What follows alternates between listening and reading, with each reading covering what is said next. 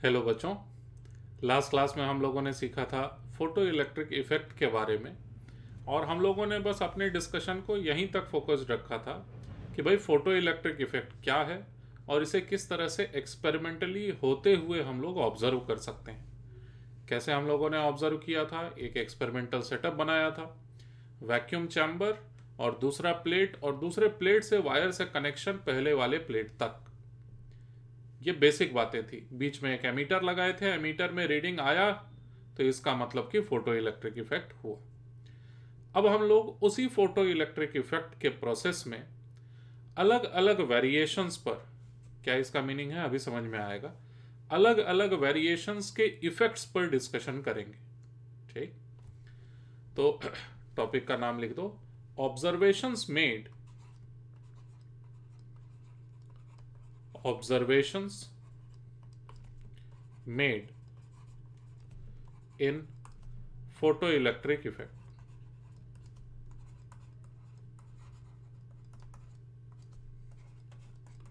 तो कम से कम 7 या 8 ऑब्जर्वेशंस रहेंगे। स्टेप बाय स्टेप एक एक ऑब्जर्वेशन को डिटेल में समझ रहे होंगे हम लोग। और मैं हर वीडियो लेक्चर में ये बोलूँगा फोटो इलेक्ट्रिक इफेक्ट के कि इसका इम्पोर्टेंस लेवल क्या है ये तुम इमेजिन ही नहीं कर सकते। तो मैं उसको समझाने की कोशिश भी नहीं कर रहा हूँ कि कितना इम्पोर्टेंट है ये। जैसे तुम ये समझो ना कि जितना इम्पोर्टेंट है पूरा का पूरा काइनेमेटिक्स का चैप्टर, उतना इंपॉर्टेंट है फोटो इलेक्ट्रिक इफेक्ट का कोई एक ऑब्जर्वेशन या उससे एसोसिएटेड कोई एक ग्राफ। उससे डायरेक्ट कई सारे बहुत ज़्यादा डिफिकल्ट एग्जाम्स में भी, जेई एडवांस्ड के एग्जामिनेशन जैसे एग्जाम्स में भी सिर्फ एक ग्राफ पर बेस्ड एक बेसिक क्वेश्चन पूछ दिया जाता है फोटो इलेक्ट्रिक इफेक्ट में। बात यह है ना, बच्चे यहाँ तक पहुँच ही नहीं पाते हैं अपने प्रिपरेशन के साथ। खैर, observations made in photo electric effect, अभी सारे एग्जाम्स को भूल के सिर्फ और सिर्फ हम लोग फोटो इलेक्ट्रिक इफेक्ट को सीखें।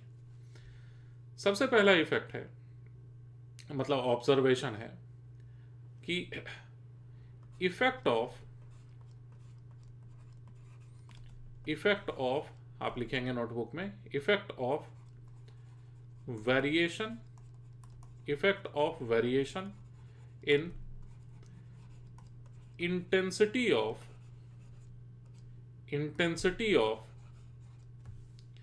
Incident light.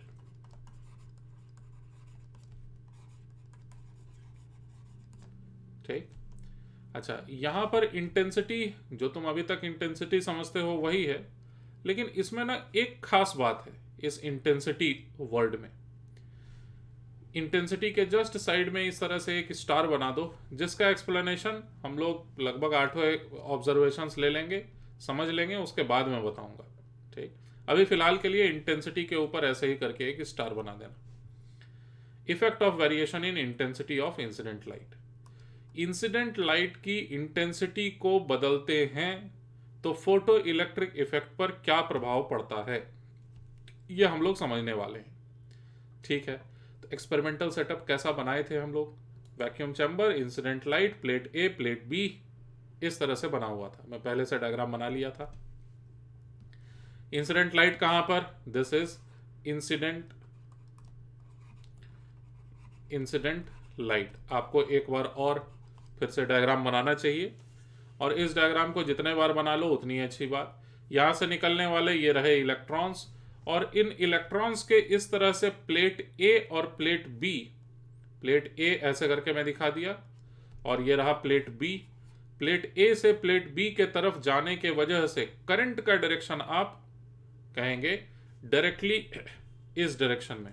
प्लेट बी पर पहुंचे इलेक्ट्रॉन्स, इलेक्ट्रॉन्स होके गुजरेंगे इस डायरेक्शन में, लेकिन करंट कहलाएगा इनसे कंस्टिट्यूटेड इस डायरेक्शन में। This is direction of current, और यही करंट को ये एमीटर मेजर भी कर रहा होगा।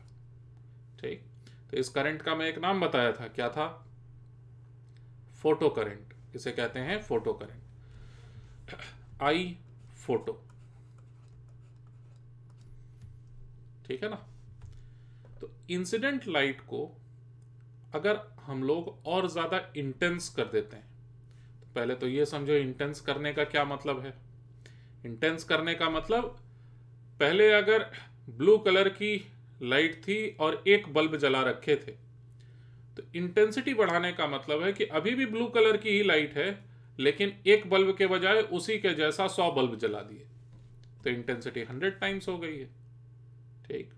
या फिर ऐसे समझ लो कि जो बल्ब एक ही था वो दूर हुआ करता था, अब उस बल्ब को नजदीक ले आए, तो कलर वही है लाइट का। कलर का क्या मीनिंग है बाद की बात है, लेकिन कलर वही है लाइट का, बस और ज्यादा लाइट आ रही है इस प्लेट ए पर। ठीक। तो इसका क्या इम्पैक्ट पड़ा था? इसका इम्पैक्ट ये पड़ा था, मैं पहले बोल रखा हूं, मैं एक्सप्लेन नहीं कर रहा हूं कि क्यों हुआ था ऐसा, मैं बस एज इट इज ऑब्जर्वेशंस बता दे रहा हूं कि क्या थे। ऑब्जर्वेशन का मीनिंग भी मैं बताऊंगा, लेकिन एक्सप्लेन एकदम लास्ट में होगा। तो ऑब्जर्वेशन ये था कि द फोटो करंट, लिखोगे इस बात को डायग्राम के बाद, the photo current was found to be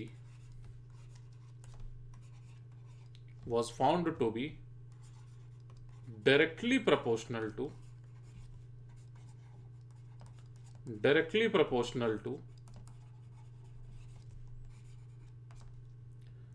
the intensity.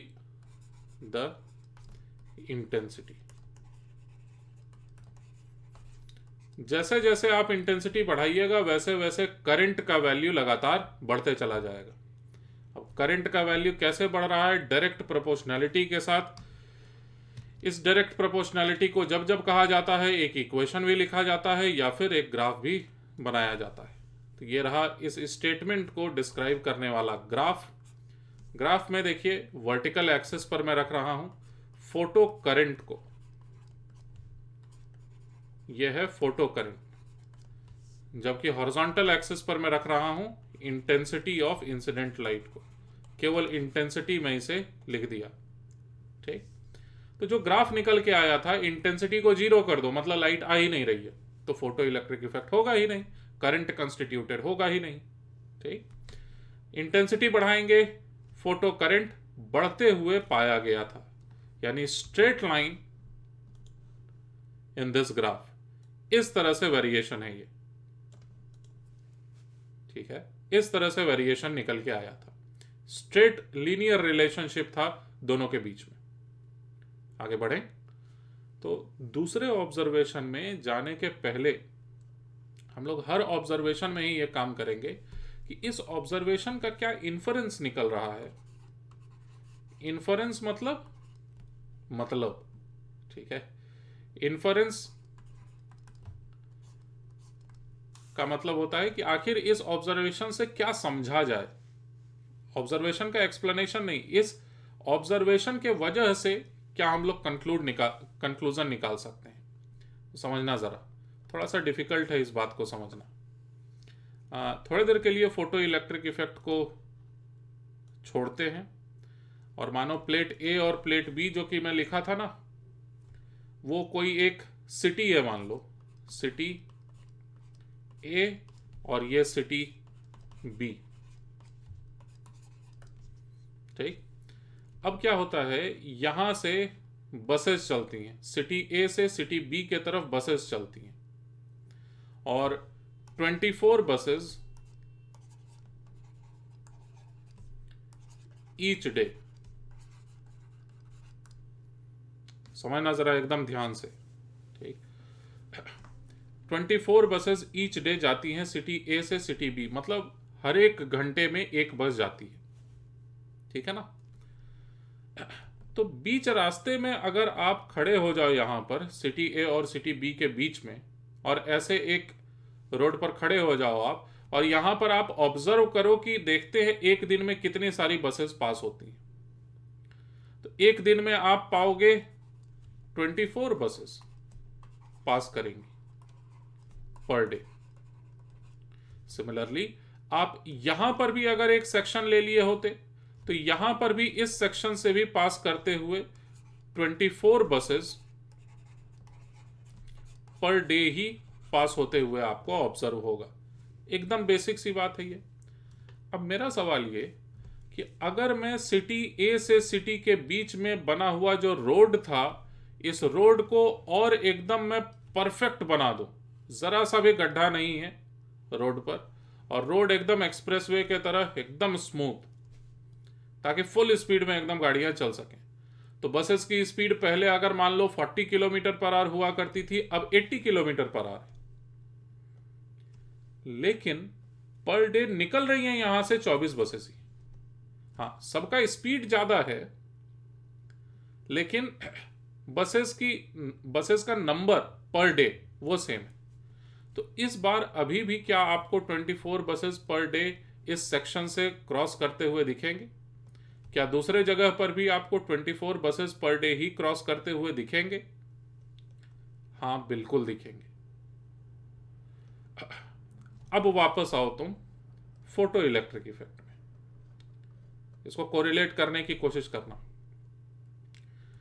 माना कि एक इलेक्ट्रॉन प्लेट ए से प्लेट बी तक पहुंचने में डेल्टा टी टाइम लगाता है। कोई एक इलेक्ट्रॉन डेल्टा टी टाइम में प्लेट ए से प्लेट बी तक पहुंच जाता है, तो उस इलेक्ट्रॉन के वजह से करंट कितना हुआ?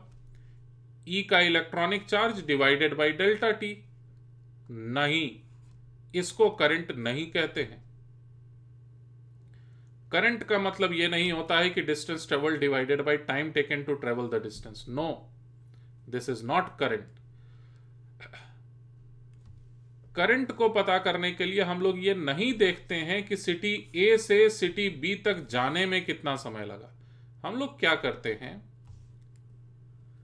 कि किसी बीच में एक जगह पर हम लोग बैठ जाते हैं, कितने देर के लिए? डेल्टा टी टाइम इंटरवल के लिए। डेल्टा टी टाइम इंटरवल तक हम लोग ऑब्जर्वेशंस लेते हैं और पाते हैं कितने नंबर ऑफ इलेक्ट्रॉन्स पास किए या एन अमाउंट ऑफ चार्ज पास किया डेल्टा टी टाइम इंटरवल में।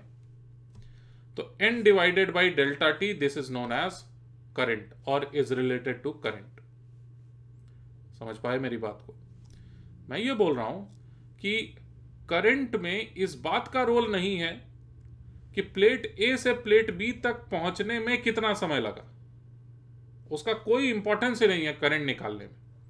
हाँ, करंट निकालने में इस बात का इंपॉर्टेंस है कि आप कितने देर तक के लिए देख रहे थे कि चार्जेस ट्रांसफर हुए और उतने देर में कितने सारे चार्जेस ट्रांसफर हुए, कितना अमाउंट ऑफ चार्ज पास किया। ये मैं करंट के बारे में बताया थोड़ा सा। तो अब उल्टा सोचो जरा, अगर करंट बढ़ा है तो क्या इसका मतलब यह निकल रहा है कि इलेक्ट्रॉन्स ज्यादा स्पीड से निकल रहे हैं? समझे क्वेश्चन? सारी बातों को कोरिलेट कर रहा हूं मैं। अगर मैं ये पाता हूं कि सिटी ए से सिटी बी तक जाने में पहले 24 बसेस पर डे मिल रहे थे, अब मुझे कुछ दिनों बाद ऐसा मिलता है कि 24 बसेस 24 बसेस पर डे के बजाय 30 बसेस पर डे जाने लगे हैं, मैं ये पाता हूं। तो क्या इसका मीनिंग ये निकल रहा है कि बसेस की स्पीड बढ़ गई है? नहीं, हो सकता है उतने ही स्पीड से बसेस चल रही हैं, लेकिन number of buses leaving city A, number of buses reaching city B per day has increased. बिना स्पीड बढ़ाए हुए number of buses per day बढ़ गए हैं। फोटो इलेक्ट्रिक इफेक्ट में अगर आप ऐसा पाते हैं कि करंट बढ़ गया, तो इसका मतलब किसी एक टाइम इंटरवल डेल्टा टी में इस क्रॉस सेक्शन से पास होके जाने वाले चार्ज का अमाउंट वो बढ़ गया है।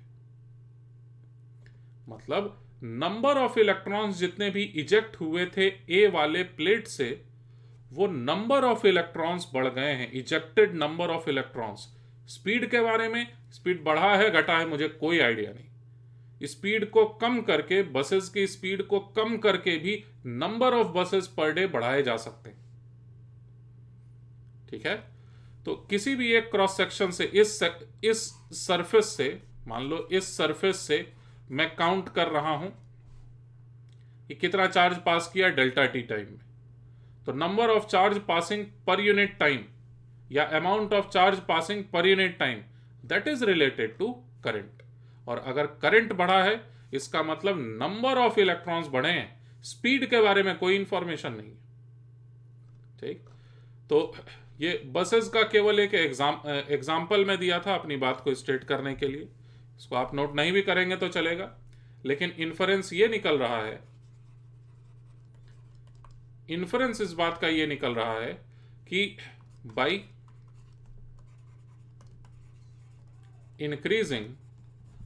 इंक्रीजिंग इंटेंसिटी, इंटेंसिटी किसका बढ़ा रहे हैं, इंसिडेंट लाइट का obviously, by increasing intensity more number of electrons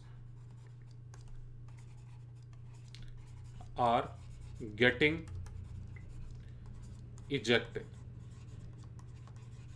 question सिर्फ इतना पूछा जाएगा, क्या इंटेंसिटी के बढ़ाने से करंट का बढ़ जाना इस बात को दिखाता है कि फोटो इलेक्ट्रॉन्स अब ज्यादा स्पीड से निकल रहे हैं? नहीं, इस बात को नहीं दिखाता है। ये पर्टिकुलर ऑब्जर्वेशन ये वाला ऑब्जर्वेशन हमें बताता है कि लाइट की इंटेंसिटी बढ़ाने से इलेक्ट्रॉन्स जो निकले हैं उनकी संख्या बढ़ जाती है, ज्यादा संख्या में इलेक्ट्रॉन्स बाहर निकल रहे होते हैं। यही था ये ऑब्जर्वेशन का इन्फरेंस। आई होप समझे इस बात को आप। इस पर्टिकुलर ऑब्जर्वेशन पर हम लोग दोबारा से आएंगे, एक बार हम लोग सेकंड वाले ऑब्जर्वेशन को सीख जाएं तब। ठीक, सेकंड वाला ऑब्जर्वेशन लिखिए, effect of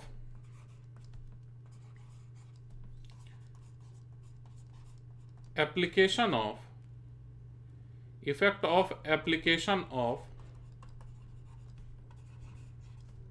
force, effect of application of force on photoelectrons।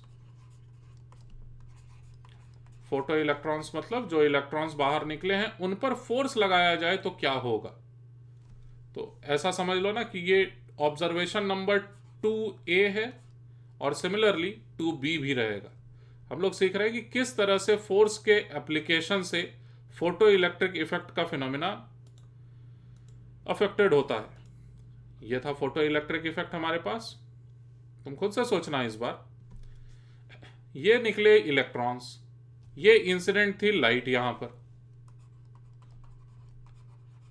Light को छोड़ दो थोड़ी देर के लिए, मैं इन इजेक्टेड इलेक्ट्रॉन्स पर ना, ये जा रहे हैं ऑलरेडी प्लेट नंबर ए से प्लेट नंबर बी की ओर, मैं इन जाते हुए इलेक्ट्रॉन्स पर फोर्स लगाना चाहता हूं।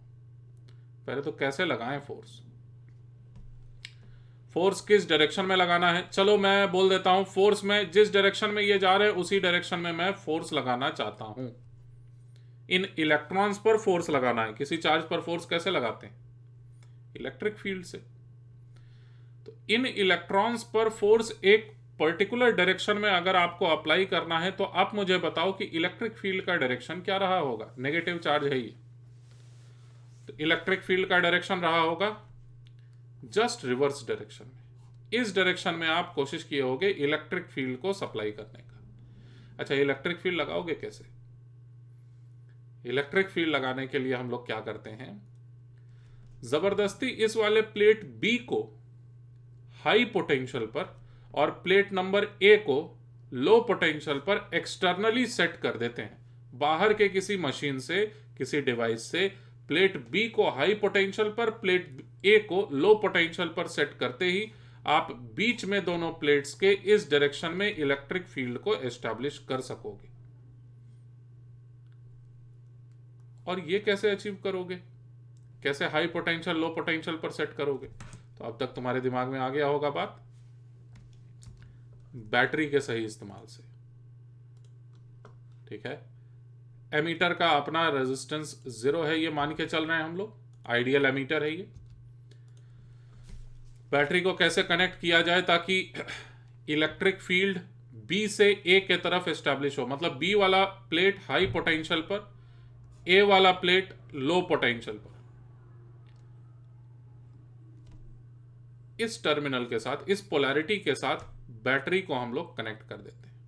ठीक, अच्छा, इस तरह के पोलैरिटी के साथ अगर बैटरी को कनेक्ट करेंगे, सोच लो प्लेट बी से प्लेट ए के तरफ है इलेक्ट्रिक फील्ड, जबकि फोर्स लग रहा है इलेक्ट्रॉन पर एक्सेलरेट करने के लिए कि रिटार्ड करने के लिए, सोचो जरा, एक्सेलरेट करने के लिए या फिर रिटार्ड करने के लिए इलेक्ट्रॉन्स को। जिधर वो ऑलरेडी जा रहे हैं उसी डायरेक्शन में उन पर फोर्स लगा है कि नहीं, यहीं से शुरुआत ही किए थे बात का हम लोग। तो इस तरह का वोल्टेज कहलाता है, डेल्टा वी लिखो इसे, और डेल्टा वी को एक नाम दो अलग से, accelerating voltage. Delta V equals to कहलाएगा एक्सेलरेटिंग, क्योंकि इसी से एक्सेलरेट कर रहे हैं ना हम लोग इलेक्ट्रॉन्स को, एक्सेलरेटिंग वोल्टेज। ये हम लोग कर क्यों रहे हैं, डेल्टा वी सप्लाई क्यों किया हम लोग बाहर से बैटरी लगा के, ताकि ऐसे ही करके देखें कि भाई इलेक्ट्रॉन्स पर फोर्स लगाएंगे तो क्या उसका इंपैक्ट पड़ता है। तो अभी तक ऑब्जर्वेशन में आपको बताया नहीं हूं कि क्या हुआ था, अब मैं बताने जा रहा हूं एग्जैक्टली कि क्या हुआ था। ग्राफिकली समझ रहे होंगे हम लोग डायरेक्टली इसे। तो देखिए, एक एक्सिस पर मैं प्लॉट कर रहा हूं दोबारा से वही फोटो करंट को, फोटो करंट। एक काम करो ना, कहीं पर लिख ही लो इस बात को कि फोटो करंट स्पीड से रिलेटेड नहीं है फ्री इलेक्ट्रॉन्स के, ठीक है ना। फ्री इलेक्ट्रॉन्स के मोशन के, सॉरी फिर से, फोटो करंट फोटो इलेक्ट्रॉन्स के स्पीड से रिलेटेड नहीं है, ठीक, ये याद रख लो बस। तो एक कंफ्यूजन भी मैं साथ में दे रहा हूं। कंफ्यूजन ये है कि हम लोग तो पहले से पढ़े हुए हैं, I इक्वल्स टू होता है NEA VD। तो I तो साफ दिख रहा है कि VD से रिलेटेड है ना, ये तो क्लियरली दिख रहा है।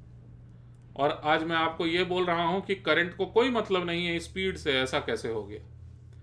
तो इस कंफ्यूजन को हैंडल करिए, नेक्स्ट वीडियो लेक्चर में मैं आपको इसका एक्सप्लेनेशन यहीं से शुरुआत ही करूंगा, ठीक है। खैर, फोटो करंट हम लोग वापस आते हैं। फोटो करंट का ग्राफ कैसा होगा एक्सेलरेटिंग वोल्टेज डेल्टा वी के साथ। तुम मुझे ये बताओ, अगर डेल्टा वी को 0 रख दें, क्या फोटो करंट 0 होगा?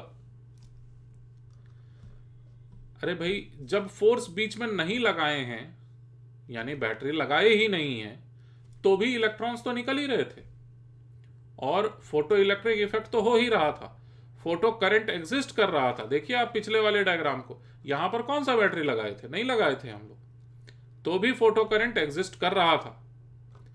तो क्या दूसरा वाला जो ग्राफ अब मैं बनाने वाला हूं, यह ओरिजिन से पास करेगा? नहीं, ठीक है ना। तो जब वोल्टेज 0 था तो भी फोटो करंट कुछ ना कुछ एग्जिस्ट कर रहा था।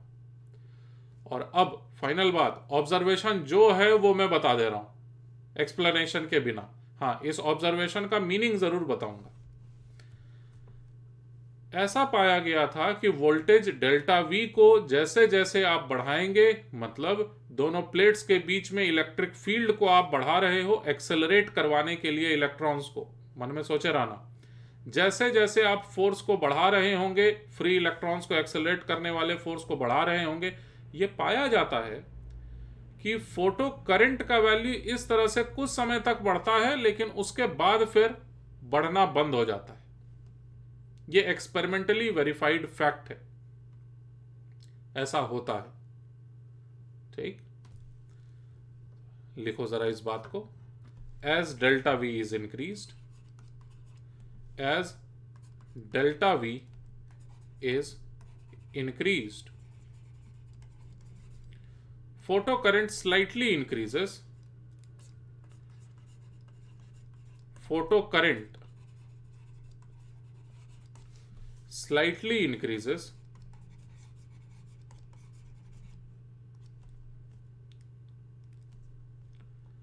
slightly increases, and then becomes constant। उसके बाद फिर इसमें बदलाव आना बंद हो चुका होता है, ठीक। अच्छा, दोबारा से, इन्फरेंस क्या हुआ इसका? मतलब इस ऑब्जर्वेशन के वजह से आप क्या कंक्लूजन निकाल सकते हैं? लिखा जाए जरा, इन्फरेंस। सुनना ध्यान से। एक्चुअली में क्या हो रहा था फोटो इलेक्ट्रिक इफेक्ट में? एक्चुअली में क्या हो रहा था कि यहां पर जो इलेक्ट्रॉन्स निकले थे ना, ये सभी जिनको मैं हटा दिया, ये सभी जो इलेक्ट्रॉन्स निकले थे, उन सभी इलेक्ट्रॉन्स का स्पीड आपस में अलग अलग था। कोई ज्यादा तेजी से जा रहा था, कोई स्लोली भी ट्रेवल कर रहा था, कुछ मीडियम स्पीड से भी ट्रेवल कर रहा था। सबके वेलोसिटीज को मैं अलग अलग साइज के एरो से रिप्रेजेंट कर सकता हूं। ठीक, कुछ अच्छे खासे स्पीड से ट्रेवल करने वाले इलेक्ट्रॉन्स भी थे, कुछ एकदम स्लोली जाने वाले इलेक्ट्रॉन्स भी थे। अब तुम खुद सोचो, एक रोड है, रोड के साथ कोरिलेट होता है यहां पर काफी कुछ। कोई एक रोड है, वहां पर बैलगाड़ी भी चल रहा है ना? मतलब कोई भी गाड़ी है जो कि स्लोली भी ट्रेवल कर रही है, और कुछ गाड़ियां हैं जो कि फास्टली भी ट्रेवल कर रही हैं। तो ट्रैफिक जैम का लगना तय है।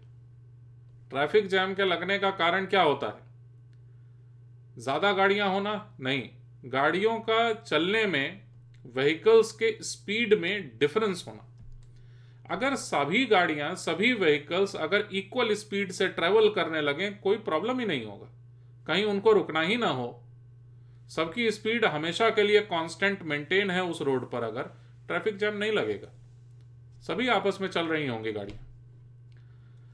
तो हुआ क्या था यहां पर कि जितने free electrons, sorry photo electrons निकले हैं, उन सभी फोटो इलेक्ट्रॉन्स का स्पीड डिफरेंट था, जिसके वजह से यहां पर बीच रास्ते में स्लो मूविंग इलेक्ट्रॉन्स के वजह से, अच्छा जैसा मैं डायग्राम बना रहा हूं, यह मत मान लेना कि केवल यही है फ्री इलेक्ट्रॉन्स जो कि निकले हुए हैं।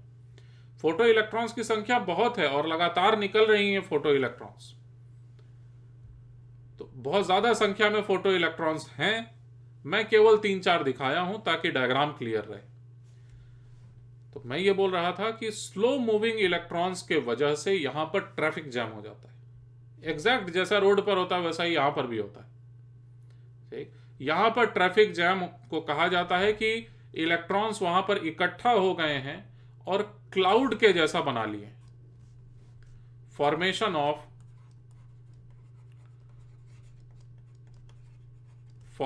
Of electron clouds by slow moving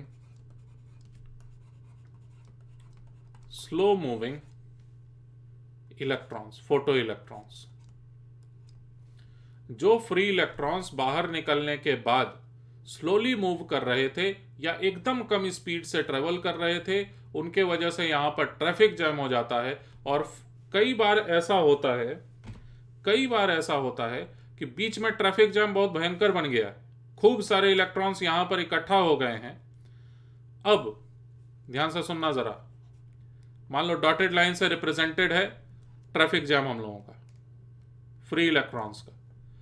अब क्या होगा, जो नया नया इलेक्ट्रॉन यहां से निकलेगा, वो जाएगा सीधे और पाएगा कि यहां तो ढेर सारे इलेक्ट्रॉन्स हैं, और ये यू टर्न लेके वापस आ जाएगा। ऐसा भी होता है, समझे बात को? कुछ अब ऐसे भी इलेक्ट्रॉन्स होंगे जो कि इस इलेक्ट्रॉन क्लाउड को देख के रिपेल होके वापस आ जाएंगे प्लेट ए पर। तो ये जो यू टर्न लेके वापस आने वाले इलेक्ट्रॉन्स हैं, ये एमीटर से होके तो गुजरे नहीं, इनके वजह से फोटो करंट तो नापा नहीं गया।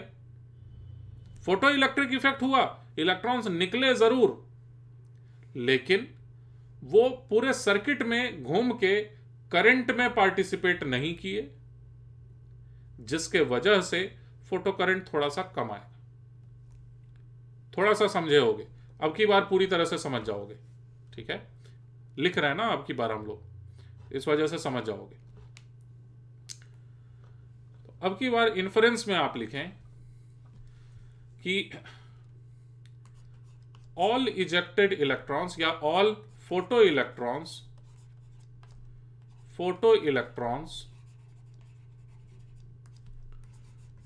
do not have equal speeds. This causes accumulation of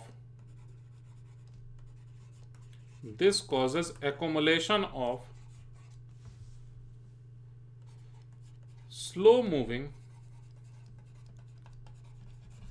photoelectrons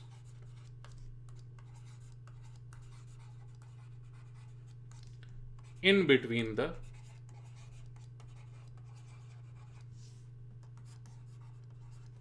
plates.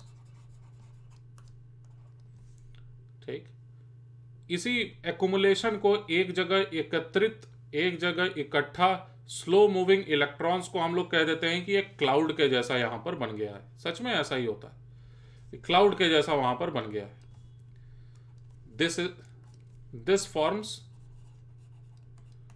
This forms an electron cloud.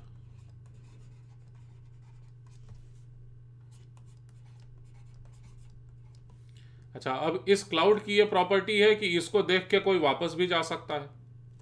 Few photo electrons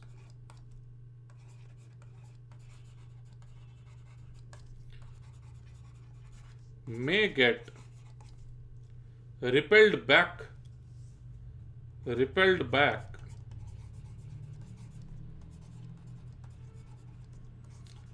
to plate A को डायग्राम में दिखाया रहा ना, from this electron cloud।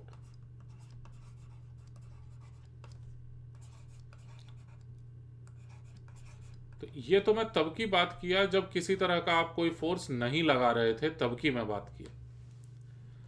अगर आप फोर्स लगाने लगते हो, तुम सच में रोड पर ही एकदम सारे इमेजिनेशन को बनाओ। रोड बना हुआ था, उस पर कुछ बैलगाड़ियां भी चल रही थी, वहीं पर कार को भी चलना है, वहीं पर ट्रेन को भी चलना है।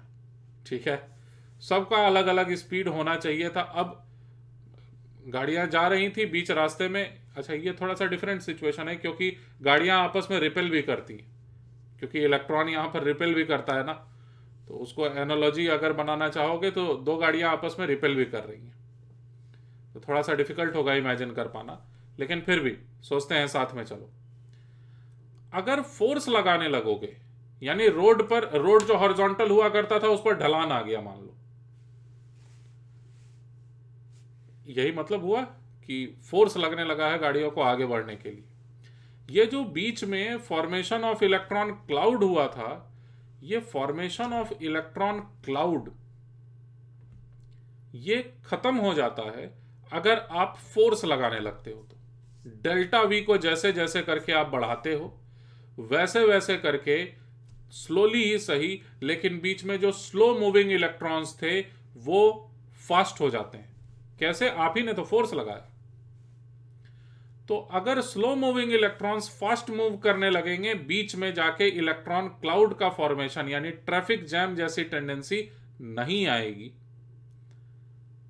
और जैसे जैसे आप डेल्टा वी का वैल्यू बढ़ा रहे हो, देखो करंट का वैल्यू थोड़ा सा बढ़ा है। बढ़ने का क्या कारण है? कुछ इलेक्ट्रॉन्स जो पहले रिपेल करके इलेक्ट्रॉन क्लाउड से वापस चले जा रहे थे, कुछ इलेक्ट्रॉन्स जो कि ट्रैफिक जैम से रिपेल होकर वापस चले जा रहे थे, अब कोई वापस नहीं जा रहा।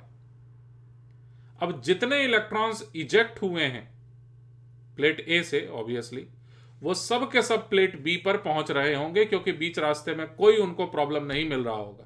ट्रैफिक जैम खत्म हो गया। कैसे ट्रैफिक जैम खत्म हुआ? इस डेल्टा वी के बढ़ जाने के वजह से ट्रैफिक जैम खत्म हो गया। और यही कारण है इस थोड़े से आए हुए इंक्रीज इन फोटो करंट का। यहां पर लिखी दो electron cloud is getting cleared.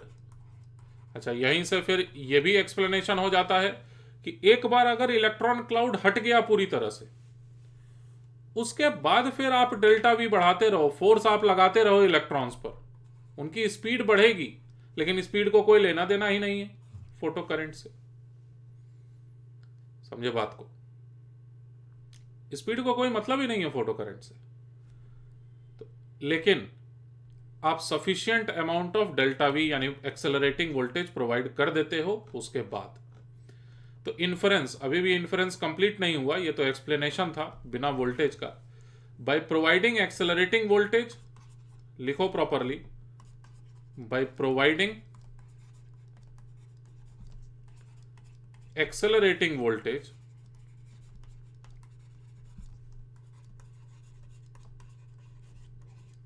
by providing accelerating voltage, traffic jam मत लिखो, electron cloud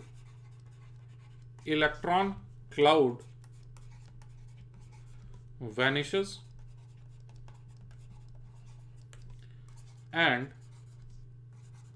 no electron takes any U-turn.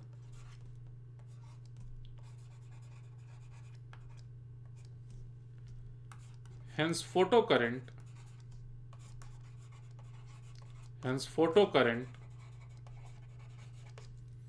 slightly increases. Hence photocurrent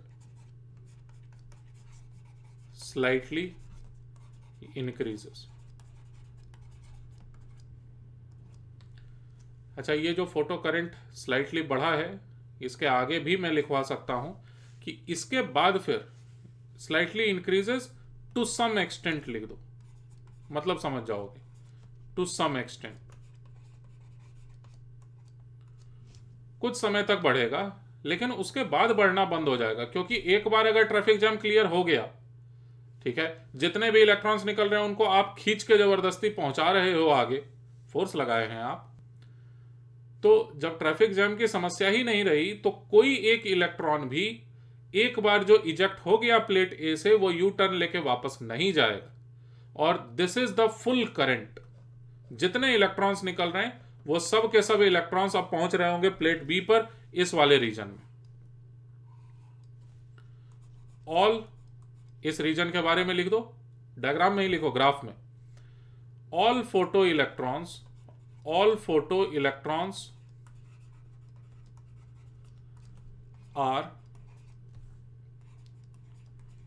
reaching plate B. ठीक है, अभी ये ऑब्जर्वेशन कंप्लीट नहीं हुआ है। जब ऐसी अवस्था हो, जब ऐसी हालत हो कि कोई इलेक्ट्रॉन क्लाउड से डर के यू टर्न लेके वापस न जा रहा हो, अगर सभी इजेक्टेड इलेक्ट्रॉन्स दूसरे साइड में टारगेट वाले प्लेट तक पहुंच रहे हों, तो ऐसी हालत में जो करंट अचीव्ड होता है वही मैक्सिमम करंट होता है, जैसा कि ग्राफ में दिखा था। और इसी अचीव्ड करंट को कहते हैं सैचुरेशन करंट। लिख दो इस बात को, पहले लिखो, after this current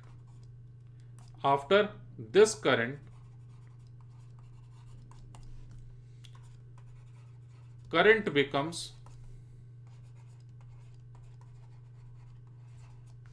constant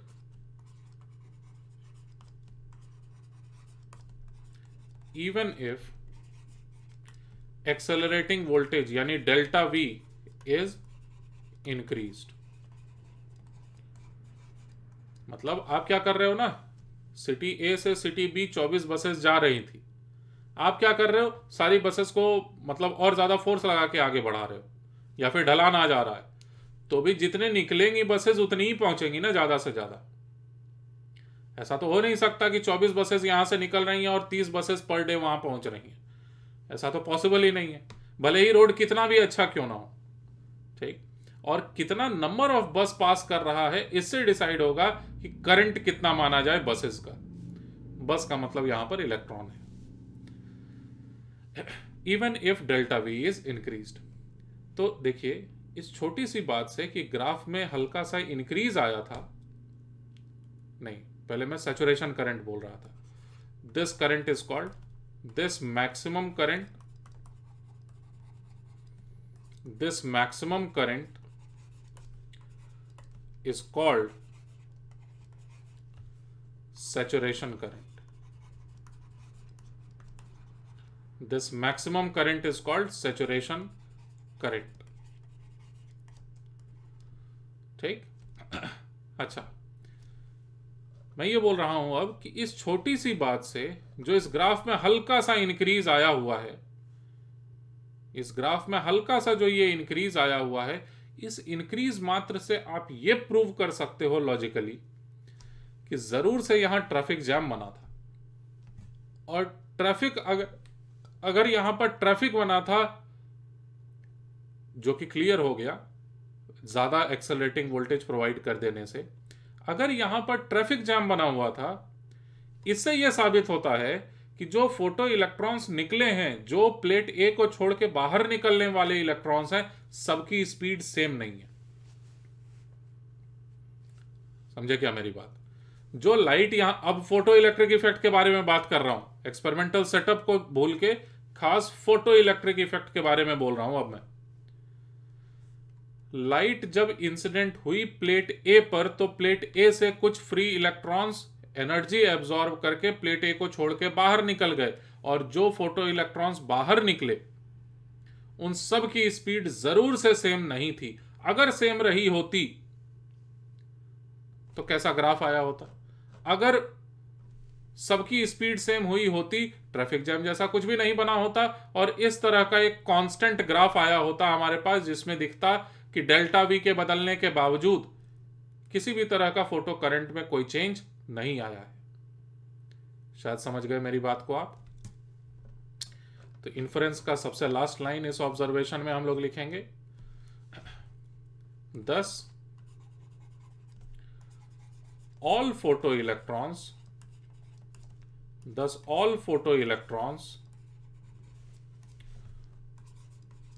do not leave plate A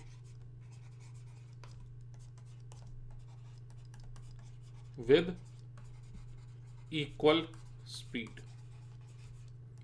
ऐसा क्यों होता है फिर कि सब के सब बराबर स्पीड से क्यों नहीं जाते? मैं एक्सप्लेनेशन दे ही नहीं रहा हूं, मैं तो बस मीनिंग बता रहा हूं कि ऑब्जर्वेशन का मीनिंग क्या निकल रहा है। ठीक, इस ऑब्जर्वेशन का कि ग्राफ में थोड़ा सा इंक्रीज आया, उसके बाद कांस्टेंट हो गया ग्राफ, इस ऑब्जर्वेशन का मीनिंग ये निकला कि जरूर से वहां ट्रैफिक जैम बना हुआ था जो कि क्लियर हो गया है, और ट्रैफिक जैम तभी बन सकता है जब सभी फोटो इलेक्ट्रॉन्स बराबर स्पीड से ना निकले। समझ गए? तो अभी तक हम लोगों का अंडरस्टैंडिंग कहां तक बन चुका है कि इलेक्ट्रॉन्स जो निकले हैं वो जीरो से लेके कुछ मैक्सिमम या मान लो इंफिनिटी तक कुछ भी काइनेटिक एनर्जी के साथ निकले हैं, लेकिन सभी का इलेक्ट्रॉन जो बाहर निकले हैं उन सभी का काइनेटिक एनर्जी डिफरेंट है। ये तो एस्टैब्लिश हो चुका है, सबका इक्वल नहीं है। तो डिफरेंट है तो कहां से कहां तक हो सकता है? जीरो से लेके इंफिनिटी तक, अभी यही मान के चलो। ठीक, अब आता है थर्ड वाला ऑब्जर्वेशन। अच्छा, 2A लिखे थे ना हम लोग, 2A लिखे थे ऑब्जर्वेशन में, इस बार 2B भी लिख सकते हो, या चाहो तो थर्ड ऑब्जर्वेशन में लिख दे रहा हूं। थर्ड ऑब्जर्वेशन या नेक्स्ट ऑब्जर्वेशन ये है, इफेक्ट ऑफ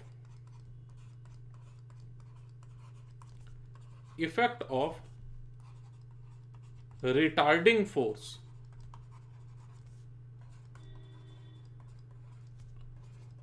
पिछले बार एक्सेलरेट करने के लिए फोर्स लगाए थे, इस बार समझने की कोशिश करेंगे कि अगर उल्टी दिशा में फोर्स लगा दिया जाए इलेक्ट्रॉन्स पर तो इसका क्या प्रभाव पड़ता है।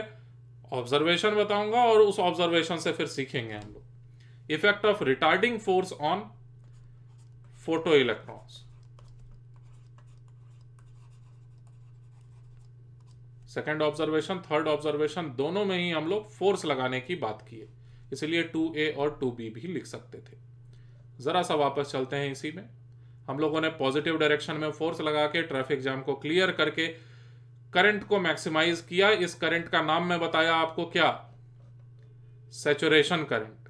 ये वाला करंट कहां है? सैचुरेशन करंट इसमें दिखाइए ना। हो तो एक नया डायग्राम बना लो, मैं इसी डायग्राम में दिखा रहा हूं, ठीक है?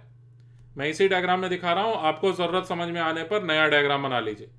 ऐसे करके डॉटेड लाइन हॉरिजॉन्टल दिखाइए आप अपने डायग्राम में, और इस वाले करंट के लेवल को, इस वाले करंट को ही दिखाएंगे आप आई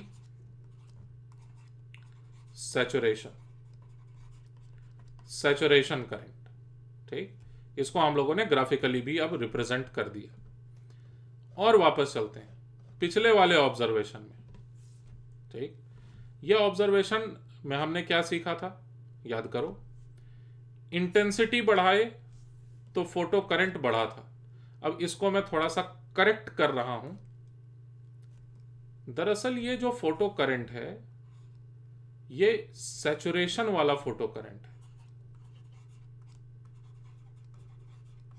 क्या मीनिंग निकला मेरी बात का?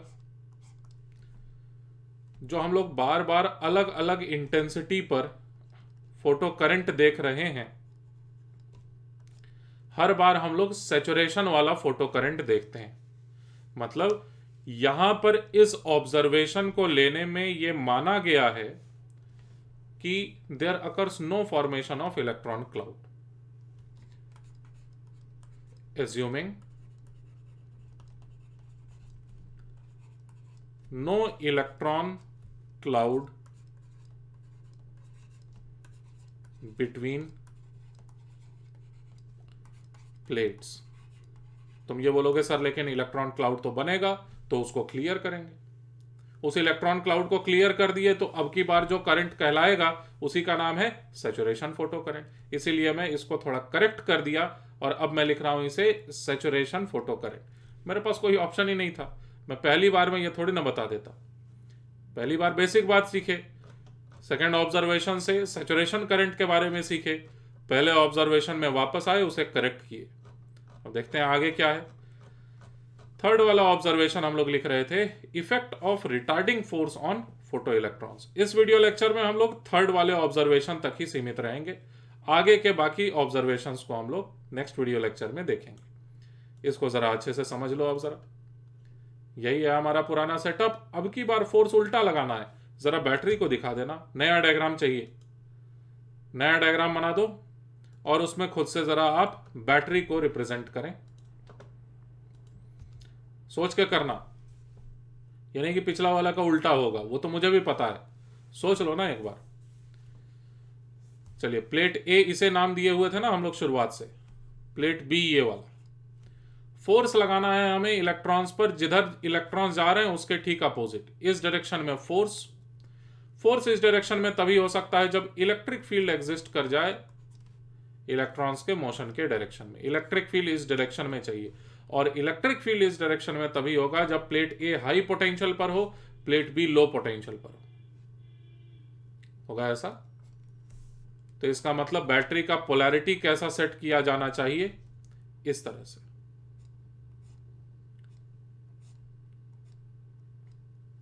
Now this time it is called delta V. This time it is called retarding potential. ये रिटार्ड कर रहा है।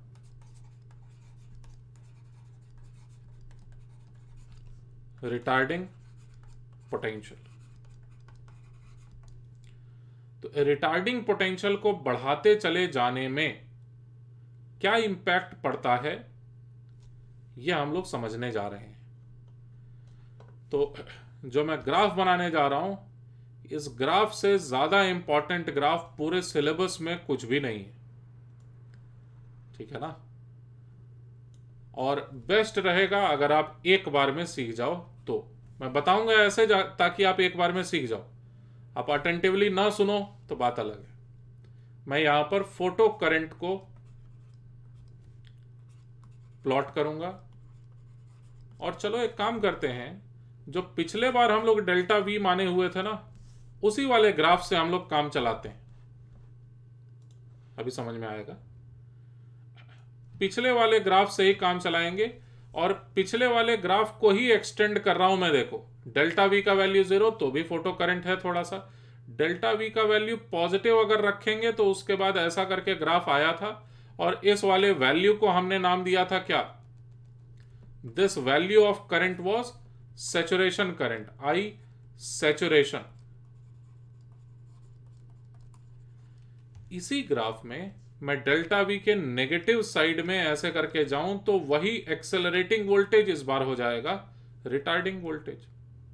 तो इसी ग्राफ से हम लोग काम चला लेंगे, ठीक। मतलब इस साइड में मैं प्लॉट कर लूंगा यहां पर जो भी होगा, तुम समझ जाना कि ये रिवर्स डायरेक्शन में वोल्टेज कर दिया गया है, ठीक है ना। अब सुनो क्या होगा। एकदम इमेजिन करो कि दोनों प्लेट्स के बीच में क्या हालत है, ठीक। पूरा फोकस सिर्फ यहीं पर, और कुछ भी दिमाग में होना नहीं चाहिए। सिर्फ सुनिए मेरी बात को ध्यान से एकदम। ये जो इलेक्ट्रॉन्स ए से बी तक जा रहे हैं, हम लोग ये सीख चुके हैं ऑलरेडी कि कुछ इलेक्ट्रॉन्स ऐसे हैं जिनकी स्पीड अच्छी खासी है, कुछ इलेक्ट्रॉन्स हैं जिनकी स्पीड मॉडरेट लेवल की है, कुछ इलेक्ट्रॉन्स हैं जिनकी स्पीड काफी कम है ना। कितने इलेक्ट्रॉन्स हैं कम स्पीड वाले कुछ नहीं पता, लेकिन सबका स्पीड अलग अलग है, इतना स्टैब्लिश हो चुका है। आप क्या करते हो, बी पर खड़े होके ए की तरफ फूकने लगते हो, ठीक है। आप रिवर्स डायरेक्शन में फोर्स लगाने लगते हो, यही कर रहे हो ना आप अल्टीमेटली। आप रिवर्स डायरेक्शन में अगर आप फोर्स लगाने लगोगे, रिटार्डिंग वोल्टेज कहलाएगा ये, रिवर्स डायरेक्शन में फोर्स लगाने लगोगे तो हो सकता है कि जो ज्यादा स्पीड से मूव कर रहा था उसको आप नहीं रोक पाओगे, हो सकता है ऐसा। लेकिन जो स्लोली मूव कर रहा था बेचारा ये, इसको जरूर आप रोक लोगे। रोक लोगे मतलब ये यहां से यहां तक पहुंचा, थोड़ा सा रुक गया, और अभी भी आप फोर्स लगाए हुए हो तो ये हो सकता है वापस चला जाए। समझो मेरी बात को। क्या मैं सारे इलेक्ट्रॉन्स के बारे में बात कर रहा हूं? नहीं। हाँ, सभी स्लोली निकल रहे होते तो बात ही कुछ और थी, सब के सब वापस चले जाते, लेकिन ऐसा नहीं होता है। सभी इलेक्ट्रॉन्स का स्पीड अलग अलग है। आप उल्टी दिशा में अगर फोर्स लगाने लगेंगे सभी इलेक्ट्रॉन्स पर, तो जो सबसे कम एनर्जी वाला, काइनेटिक एनर्जी वाला, यानी जिसकी स्पीड कम होगी, वो कमजोर है मान लो, वो रिवर्स डायरेक्शन में थोड़ा सा फोर्स एक्सपीरियंस करके ही रुक जाएगा, और उसके बाद यू टर्न लेके वापस जाने लगेगा, आपके वजह से लगने वाले फोर्स के वजह से। इलेक्ट्रॉन क्लाउड तो खैर था रोकने के लिए, उसके अलावा आप भी रोकने लगे, तो यू टर्न लेने वाले इलेक्ट्रॉन्स की संख्या बढ़ गई। और अब तुम खुद सोचो कि क्या होगा यहां पर इस वाले ग्राफ में। इस वाले ग्राफ पर अब फोकस करो, ध्यान देना। जैसे जैसे आप रिवर्स डायरेक्शन में voltage, this was retarding voltage, right, horizontal axis was representing the voltage. तो जैसे जैसे आप रिवर्स डायरेक्शन में वोल्टेज बढ़ा रहे होगे, आपको करंट घटता हुआ नजर आएगा, ठीक। अब सुनो और अच्छे से जरा। मान लेते हैं कि जो इलेक्ट्रॉन्स निकले हैं, स्टेटमेंट पर गौर करना, मान लेते हैं जो इलेक्ट्रॉन्स निकले हैं उनकी स्पीड का डिस्ट्रीब्यूशन 0 टू इंफिनिटी कुछ भी है। मतलब ढेर सारे इलेक्ट्रॉन्स निकले हैं तो कुछ ऐसे भी इलेक्ट्रॉन्स हैं जिनकी स्पीड बहुत ज्यादा है, मान लेते हैं ऐसा। तो ऐसे में क्या होना चाहिए था, जैसे जैसे आप रिटार्डिंग वोल्टेज बढ़ाओगे वैसे वैसे इलेक्ट्रॉन्स की संख्या घटते चली जानी चाहिए जो पहुंच रहे हैं प्लेट बी पर, और ग्राफ ऐसा आना चाहिए था, ठीक है। यहां थोड़ा जगह बनाता हूं मैं। ग्राफ ऐसा आना चाहिए था कि जैसे जैसे रिटार्डिंग वोल्टेज आप बढ़ा रहे हो, यानी रिवर्स डायरेक्शन में वोल्टेज बढ़ा रहे हो, वैसे वैसे इलेक्ट्रॉन्स की संख्या घटते जा रही है जो कि प्लेट नंबर बी पर पहुंच रहे हैं, यानी फोटो करंट घटते चला जाना चाहिए था।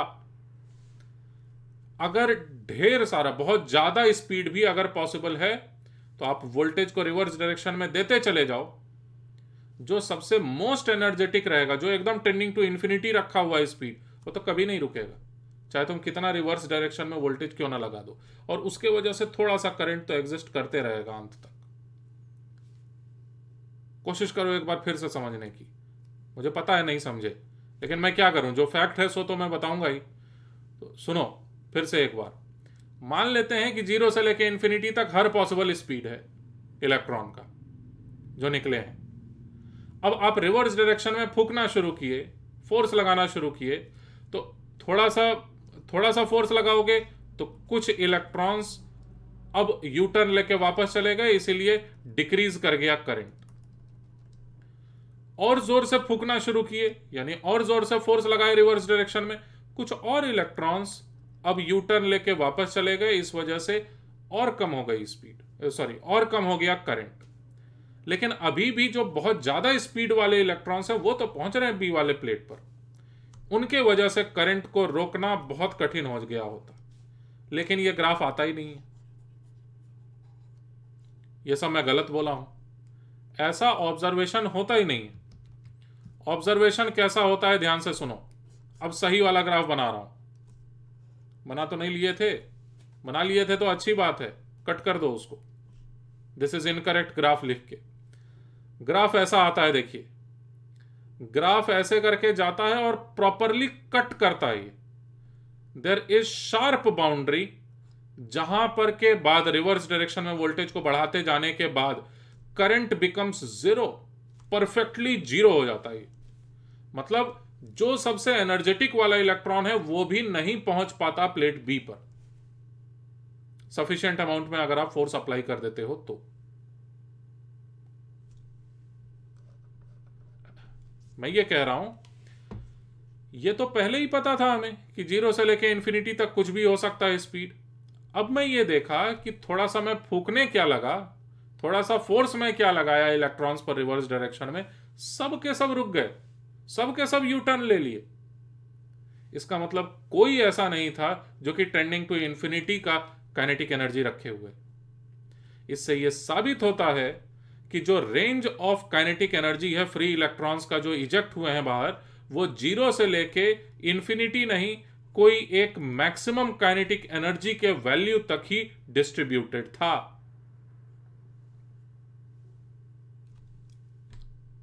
शायद समझ पाए होंगे मेरी बात। इस ग्राफ का यहां पर कट करना,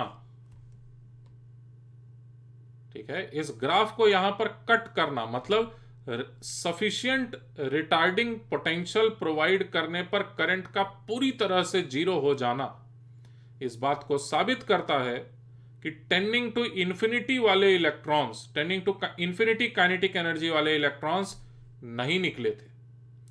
बहुत हाई काइनेटिक एनर्जी वाले इलेक्ट्रॉन्स निकले ही नहीं थे। ठीक है, इसी बात को लिखेंगे तो और अच्छे से समझ जाओगे। लिखते हुए में एक बार रीडिंग भी लगा लेना लिखने के तुरंत बाद। लिखिए आप इस बात को,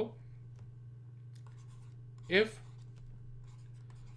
सम रिटार्डिंग पोटेंशियल, ये ऑब्जर्वेशन लिख रहे हैं हम लोग, retarding potential was applied, if some retarding potential was applied between plates, plates के बीच में रिटार्डिंग पोटेंशियल अगर अप्लाई कर दिया जाएगा, इलेक्ट्रॉन्स के लिए रिटार्डिंग पोटेंशियल अगर अप्लाई कर दिया जाएगा, few low energy, few low kinetic energy, few low kinetic energy photoelectrons stopped, few low kinetic energy photoelectrons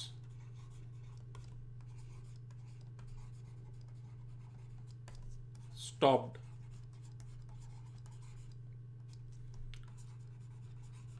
and took a U-turn to reach plate A. वो प्लेट ए पर जाके दोबारा से गिर गए। ठीक, मैं कब की बात किया हूं अभी तक, जैसे ही आप थोड़ा सा भी रिटार्डिंग पोटेंशियल अप्लाई करोगे, रिटार्डिंग पोटेंशियल कहां पर इस ग्राफ में दिख रहा है, हम लोग इस बार इस साइड के बारे में डिस्कशन नहीं कर रहे हैं, ये पिछला हो चुका। हम लोग इस साइड के बारे में डिस्कशन करने की कोशिश कर रहे हैं। थोड़ा सा जैसे ही आप रिटार्डिंग पोटेंशियल लगाए, जीरो से रिवर्स डायरेक्शन में जैसे ही आप गए, what you are going to observe is decrement in current. ठीक, दिख रहा है सबको? Decrement in current. पहले ये हुआ करता था करंट, करंट घट गया। ये घटने का कारण क्या है? करंट के घटने का कारण यह है कि कुछ लो एनर्जी वाले इलेक्ट्रॉन्स जो बाहर निकले थे वो यू टर्न लेके वापस चले गए और एमीटर से होके गुजरे ही नहीं। फिर इफ रिटार्डिंग पोटेंशियल, पूरा लिखो इस बात को, if retarding potential is further increased, if retarding potential is further increased, ठीक, even moderate kinetic energy photoelectrons, पिछले बार तो फिर भी कमजोर वाले इलेक्ट्रॉन्स वापस गए थे, आप रिटार्डिंग वोल्टेज को अगर बढ़ा दीजिएगा तो अब की बार जो थोड़ा बहुत ताकतवर वाले इलेक्ट्रॉन्स थे, फोटो इलेक्ट्रॉन्स थे, वो भी यू टर्न लेके वापस पहुंच जाएंगे ए वाले प्लेट तक। Even moderate kinetic energy photo electrons took U turn and fell back on plate A. अच्छा, अब लास्ट स्टेटमेंट यह है कि आफ्टर प्रोवाइडिंग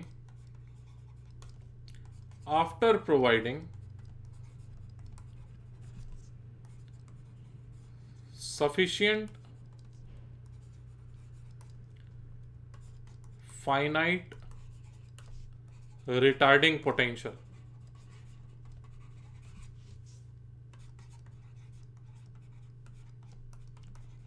अगर जरूरत के हिसाब से जितना चाहिए उतना अगर आप रिटार्डिंग पोटेंशियल प्रोवाइड कर देते हो तो ऐसा पाओगे कि कोई इलेक्ट्रॉन पहुंच ही नहीं रहा है प्लेट बी पर। पहले ऑब्जर्वेशन लिख रहे हैं हम लोग, no photo electron reached plate B. ऐसा कैसे हो सकता है? निकले हैं बहुत सारे फोटो इलेक्ट्रॉन्स निकले हैं, लेकिन वो सब के सब यू टर्न लेके वापस चले गए। ठीक, no photo electron reached plate B causing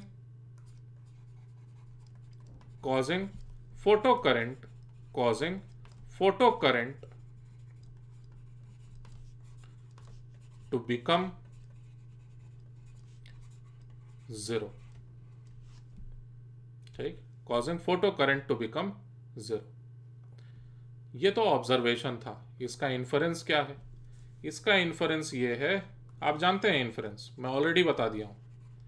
इसका इन्फरेंस ये है, पिछले वाले का इन्फरेंस क्या था कि सबका स्पीड सेम नहीं है, और इस वाले का इन्फरेंस ये है कि जो सबका स्पीड है वो जीरो से लेके इन्फिनिटी के रेंज में नहीं, जीरो से लेके V max certain maximum speed है।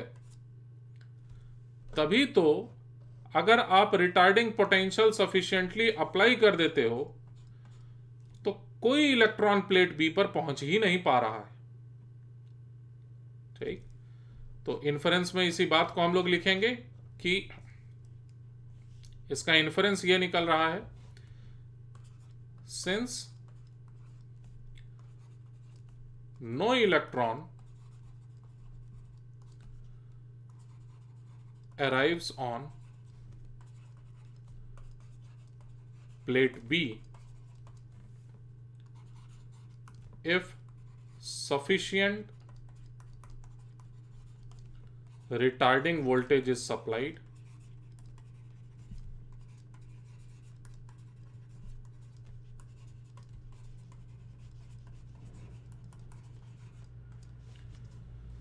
इस कारण से यह साबित होता है, hence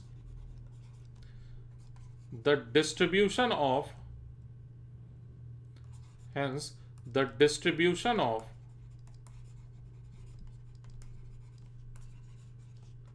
kinetic energy in photoelectron, hence the distribution of, नहीं रुक जाओ, hence various photoelectrons,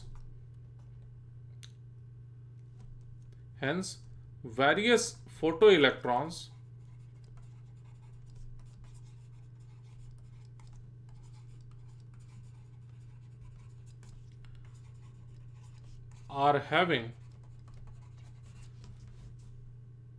kinetic energy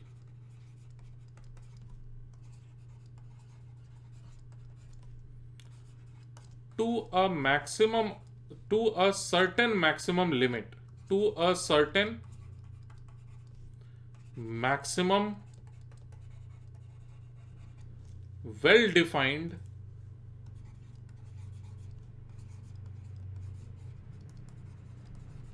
well defined limit.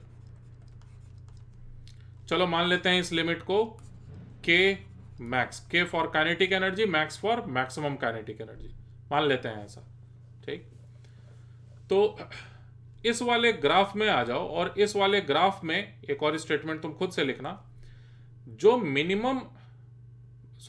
जो रिवर्स डायरेक्शन में वोल्टेज आपको कम से कम लगाना पड़े ताकि सभी के सभी इलेक्ट्रॉन्स रुक जाएं, इस वाले वोल्टेज को नाम दिया गया है stopping voltage. This is called stopping voltage, ठीक है, वी स्टॉपिंग कहते हैं इसे। स्टॉपिंग वोल्टेज क्या है? एक ऐसा रिटार्डिंग वोल्टेज जिससे कि सभी इलेक्ट्रॉन्स यू टर्न लेके वापस चले जाएं प्लेट नंबर ए पर, या यूं कहो कि एक ऐसा रिटार्डिंग वोल्टेज ताकि फोटो करंट जीरो हो जाए। लिखिए definition, stopping potential, the retarding potential which causes the minimum retarding potential which causes photo current to become zero।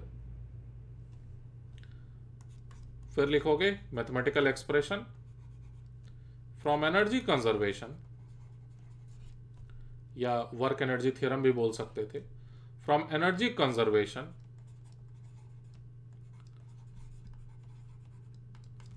On, किस पर लगाने जा रहा हूं मैं एनर्जी कंजर्वेशन का इक्वेशन?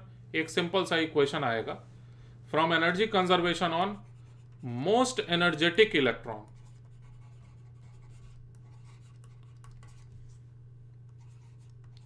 जो मोस्ट एनर्जेटिक इलेक्ट्रॉन था उस पर मैकेनिकल एनर्जी कंजर्वेशन या वर्क एनर्जी थ्योरम बोल लो, अप्लाई करने से देखिए क्या आता है इक्वेशन। एक इलेक्ट्रॉन था, इस इलेक्ट्रॉन पर पोटेंशियल डिफरेंस कितना, रिटार्डिंग के कंसेप्ट से ही सही, लेकिन आप कितना पोटेंशियल डिफरेंस अप्लाई कर दिए, V डेल्टा V स्टॉपिंग, अगर E times delta V stopping, this is the amount of work done, amount of, ये इलेक्ट्रोस्टैटिक का कंसेप्ट है, अभी इसमें डिटेल में मैं नहीं जाना चाहता। Amount of work done by electric field, इसी को कहा जा सकता था चेंज इन पोटेंशियल एनर्जी। और के मैक्स से जीरो हो गया, मतलब वी स्टॉपिंग जैसे ही आप प्रोवाइड करोगे, जो मोस्ट एनर्जेटिक इलेक्ट्रॉन था वो भी नहीं पहुंच पा रहा है सेकंड वाले प्लेट पर, ठीक। तो कितने का काइनेटिक एनर्जी का चेंज आ जा रहा है, और अच्छे से समझ लो एक बार जरा। इस वाले डायग्राम में मैं सिर्फ कंसिडर करता हूं एक इलेक्ट्रॉन को, चलो, जो कि अपनी काइनेटिक एनर्जी जितनी मैक्सिमम पॉसिबल है उतनी रखा हुआ है, के मैक्स के साथ ये जाना शुरू किया। ये जाते जाते इसकी स्पीड घट रही है, इसकी स्पीड घट रही है, इसकी स्पीड घट रही है, लेकिन जस्ट यहां से यू टर्न लेके ये वापस आ गया, जस्ट यहां से यू टर्न लेके वापस आ गया, क्योंकि हम लोग एक ऐसे लिमिटिंग केस के बारे में बात कर रहे हैं जिसमें कि अभी जस्ट करंट का वैल्यू 0 हुआ, मतलब जो मोस्ट एनर्जेटिक इलेक्ट्रॉन था वो जस्ट यहां से यू टर्न लेके वापस आया है। ठीक है ना। तो amount of work done by electric field कितना रहेगा, तो जितना इन दोनों प्लेट्स के बीच में पोटेंशियल डिफरेंस है, पोटेंशियल डिफरेंस कितना है, यहां पर लगा रखे थे ना, स्टॉपिंग बैटरी लगा रखे थे, तो स्टॉपिंग पोटेंशियल एक ऐसा पोटेंशियल है जिससे जस्ट केमैक्स वाली काइनेटिक एनर्जी घट के गायब हो जाए, 0 हो जाए यहां तक पहुंचते पहुंचते, तभी तो यहां पर यू टर्न ले पाएगा। तो प्लेट ए से प्लेट बी तक जाने तक के प्रोसेस में मोस्ट एनर्जेटिक इलेक्ट्रॉन पर एनर्जी कंजर्वेशन लगा के this is the amount of work done and केमैक्स से 0 हो गया ये, बोथ मस्ट बी इक्वल। ठीक है,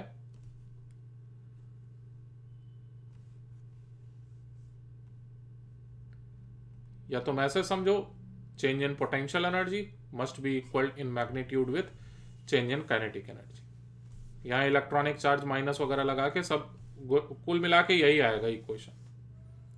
तो हमारे पास रिजल्ट आया डेल्टा वी स्टॉपिंग के लिए, हमेशा याद रखो डेल्टा वी स्टॉपिंग, यही वाला रिजल्ट लिखूंगा फिर से, उसमें क्या है, इलेक्ट्रॉनिक चार्ज से मल्टीप्लाई कर दिया जाएगा अगर डेल्टा वी स्टॉपिंग को, तो केमैक्स के बराबर निकल के आएगा ये।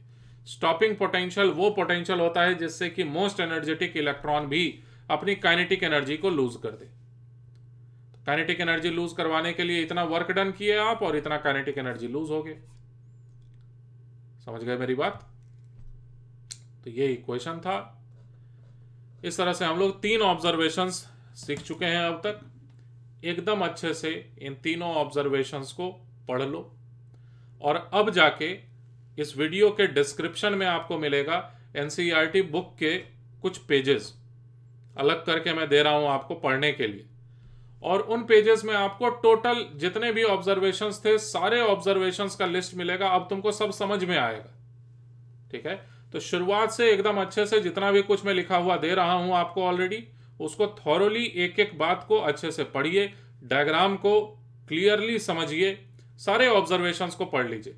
नेक्स्ट वाले वीडियो लेक्चर में मैं फिर से ऑब्जर्वेशंस के बारे में ही बात कर रहा हूं, है ना, और ग्राफ्स वगैरह सब कुछ रहेंगे, लेकिन एक बार में तुम समझ पाओगे तभी जब पहले से थोड़ा सा पढ़ने का कोशिश किए हुए रहोगे। तो होमवर्क ये है, एनसीईआरटी बुक को रेफर करिए और सारे ऑब्जर्वेशंस को थॉरोली याद कर लीजिए मेरे बताने के पहले ही। See you in next video lecture.